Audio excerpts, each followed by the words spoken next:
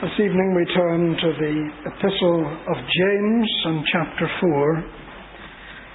The Epistle of James and chapter 4. Somewhere around AD 60, we think, James, the half-brother of our Lord, and minister of the church in Jerusalem, wrote this letter of 5 chapters to the Jewish Christians who were living outside of Palestine. James challenges these believers not only to believe aright, but also to behave aright. And in this particular chapter, chapter 4, he is warning them against worldliness, especially of making elaborate business plans without regard to God. After all, he reminds them we can't be certain about even tomorrow.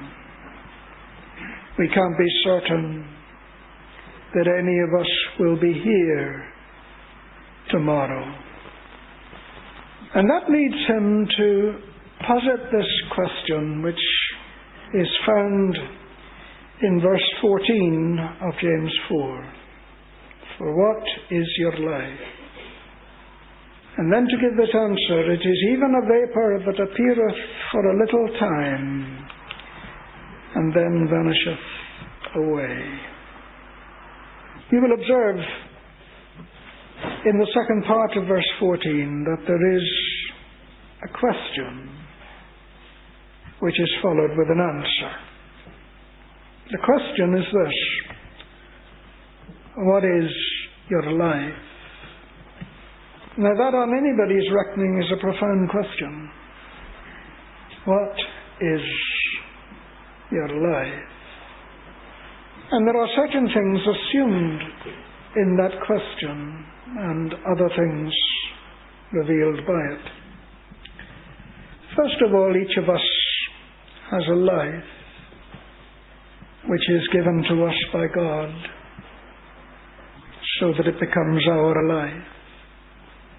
It is God, as Hannah said in her song in 1 Samuel 2:6-7, which maketh alive. It is God, therefore, who grants life, and grants it to men and to women. Secondly, we notice that we tend not to think about this, but what are we going to do with this life? I say we tend not to think about it because James puts the question, what is your life? As if to say, have you ever thought about that? What its for? What is its purpose, and whether you are fulfilling its purpose? What's it all about? In the book of Ecclesiastes, chapter 3, we read that to everything there is a season and a purpose, to everything under heaven. And there's some reason for your life. It is not the product of an accident or the result of an accident. It is not a manifestation of chance or fortune. What are we meant to be doing? What is your life? Thirdly, it follows that there is an objective to life which we should know about. We are here to accomplish something.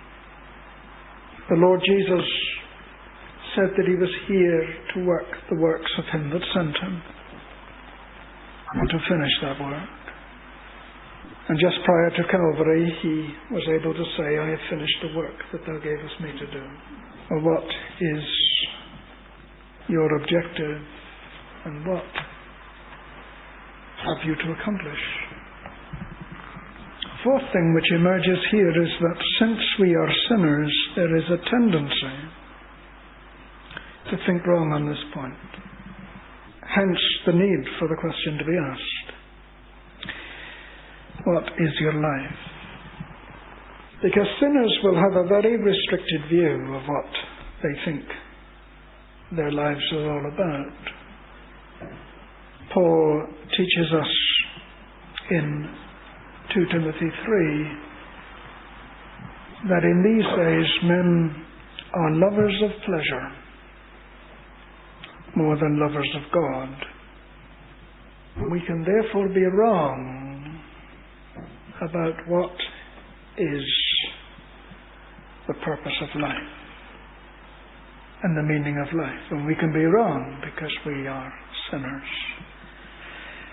And sin has affected our mind so that we don't see clearly on these great things. Affected our hearts so we don't choose what is good, and affected our will. We don't decide according to judgment. The fifth thing that emerges here is that if our sin takes us on a foolish course, then life can go terribly wrong, and it's good to be confronted with this question. The prodigal in the parable of the prodigal son, for example, thought life was to spend as much as he could, with as many as he could, for as long as he could. And well might have we caught up with him in the brothel and said to him, "What is your life?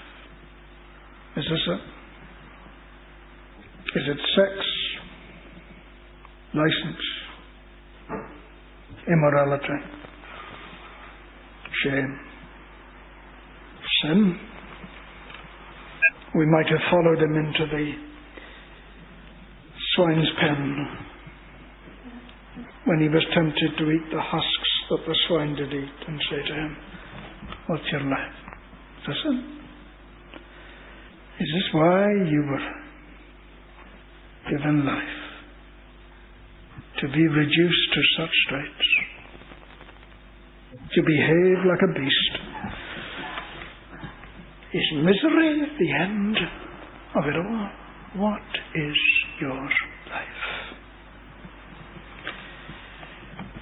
Because man is such a fool, a sixth thing arises, and it is this: that men have little attention for spiritual things. And this comes out in the parable of the supper, doesn't it, in Luke 14. In that story, Jesus told men were invited to the supper. It's a figure of men being invited to partake of Christ's blessings. And we read that they made excuse. One said that he'd bought a field, a yoke of oxen, married a wife, and so on. It's for this reason that the question needs to be pressed. What is your life? Is it not a mistake to ignore the things which can bring peace with God and hope in death? Is it not a mistake to turn away from Him who can change your life and give it direction? Is it not foolhardy to turn away from God's salvation? What is your life? And yet the question needs to be asked because men pursue the trivial, and they think that is what life is all about. Do you remember how in the Sermon on the Mount Jesus spoke of men looking for the things that the Gentiles do seek, what they shall eat, what they shall drink, what they shall put on? Jesus said very perceptively, of course, life is more than that. What is your life, my friend? Is it shopping? Clothes? Makeup? Parties? Does that really bring you happiness? and satisfaction? No, I don't think so. I think there remains an aching void.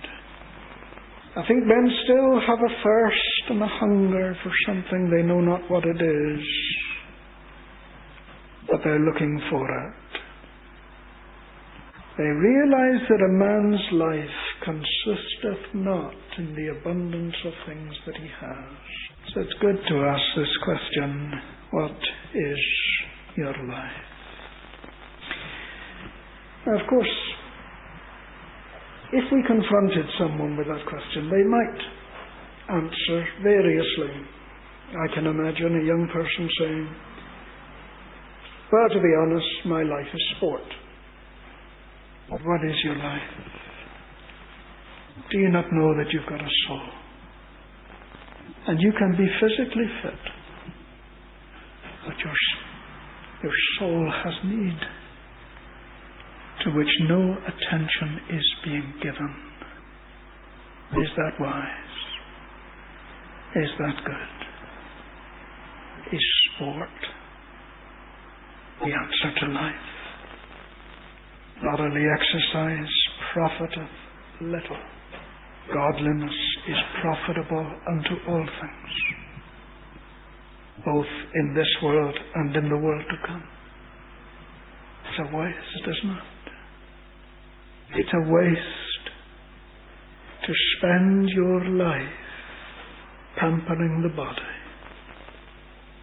when time will come that the body will fail and the soul will survive, and you've done nothing for the soul. What is your life? Someone else may say, well, it's work. See, I'm a workaholic. I love my work. I can't get to the office quick enough. Well, it's true of some, and they live for their work. There was a man of whom Jesus spoke who lived for his work. But one night, his soul was required of him.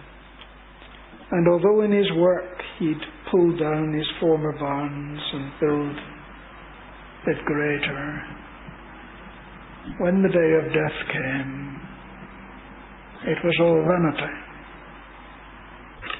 Because he'd made provision, but not for death. Is your life a foolish mistake? Or says another, in answer to this question, what is your life? Money is my life. I can't get enough of it. My happiest hour is in the high street spending. I can't think of a better holiday than having hundreds of pounds and blowing it all. And what happens when you've blown it all? The Bible speaks of money as uncertain riches. In a day when you're pinched with poverty, what's your life going to be like then? What is your life? Oh, says another, my life, if you ask me this question, what is your life? It's my home. I've got a wonderful home.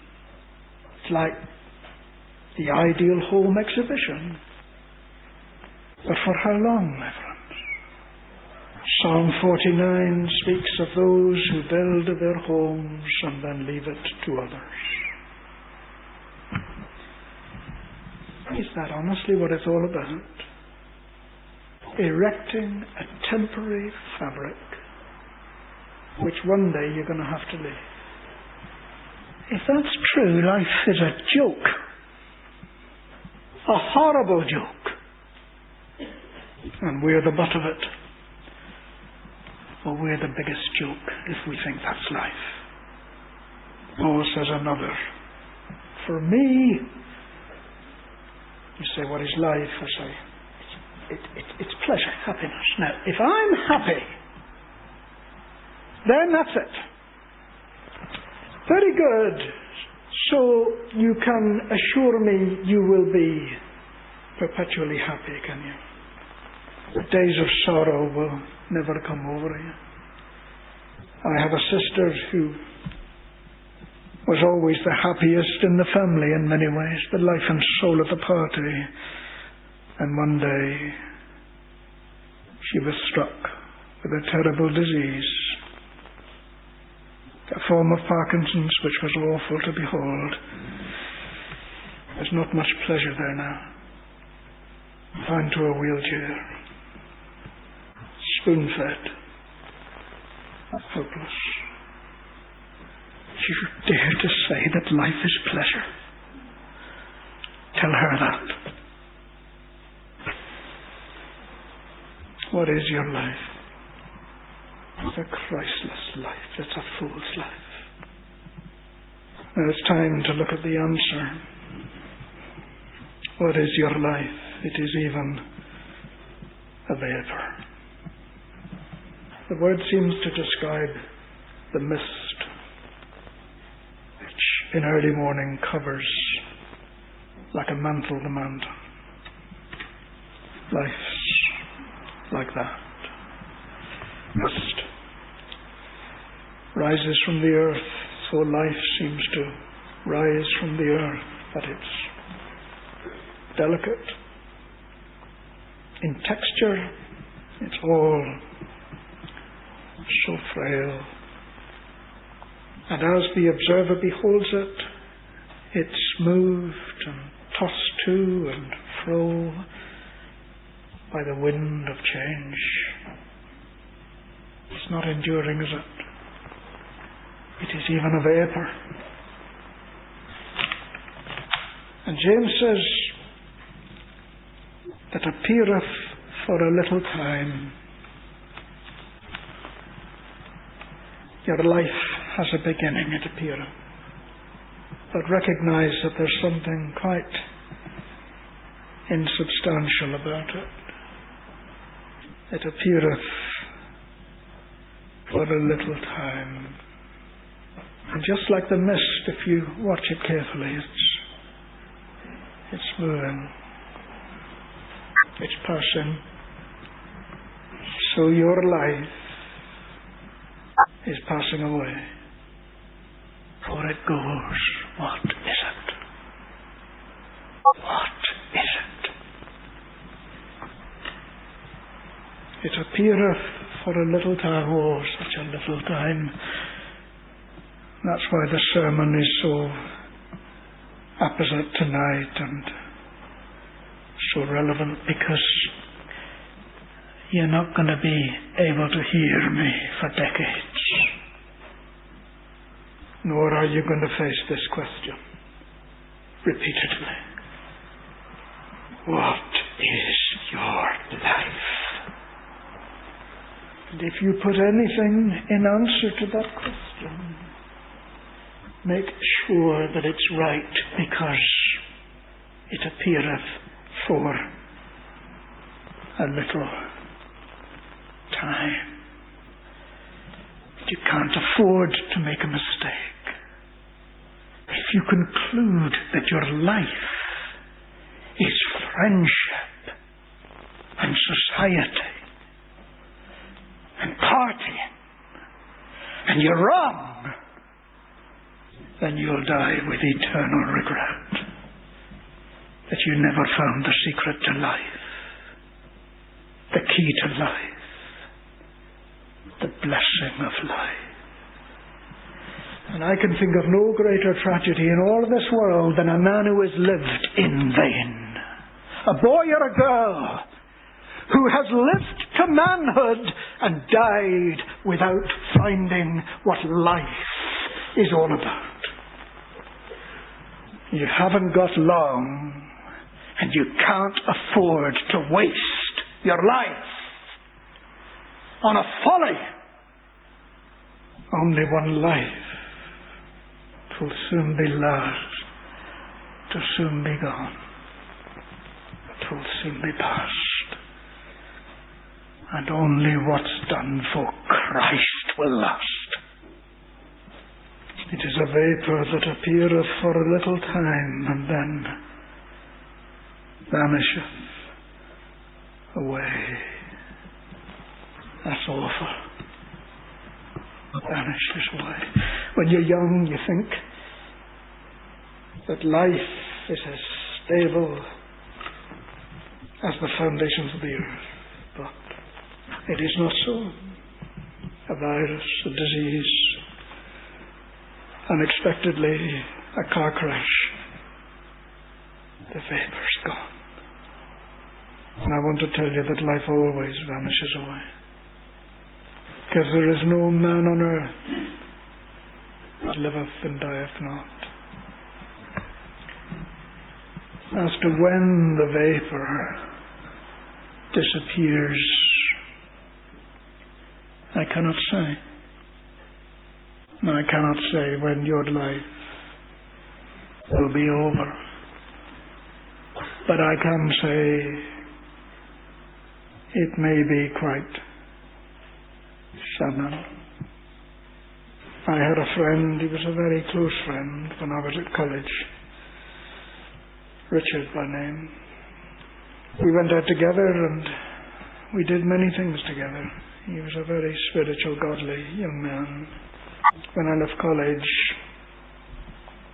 he wrote me and I wrote back, and we kept in reasonable touch. And then one day I had a strange letter from his parents telling me how sorry they were to pass on the news that Richard had died. He was in his mid-20s, and one day he had a chronic asthmatic attack, and he was alone, and he couldn't gain breath, and the vapour of his life vanished. It can be that sudden. So don't think you're going to live to 94 and be a little wiser later on. You need to face this question tonight. What is your life? I think what you've been doing in the last 12 months. Is that life? Does that give you a reason for living? Does that give you comfort in your sorrow? Does that give you hope in prospect of death? Does that give you peace in view of judgment? Does that give you any assurance of eternal happiness? You say, no. Then what is it? That's a waste of time. It is even a vapour that appeareth for a little time and then vanisheth away. Faced with this soul-searching question, I have to come to terms with the answer.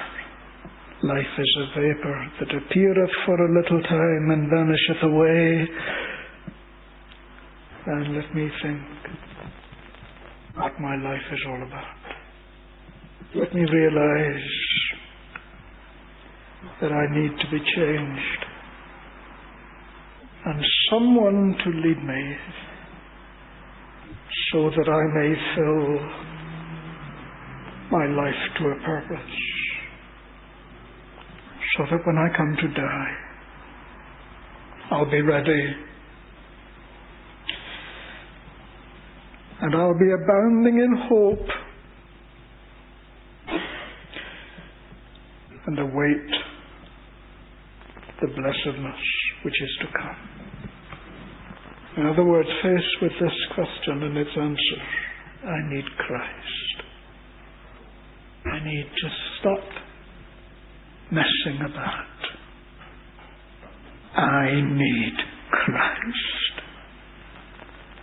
A Christ to forgive me for a life wasted thus far, and a Christ to restore me that I might live a true life, knowing the friendship of Jesus Christ, doing the will of Jesus Christ, trusting the promise of Jesus Christ. That is life. And that is why Paul says, for me to live is Christ, and to die is gain. And if you put anything else where Christ is, for me to live is sport, for me to live is work, for me to live is home, for me to live is happiness, you cannot complete the text. And to die is gain.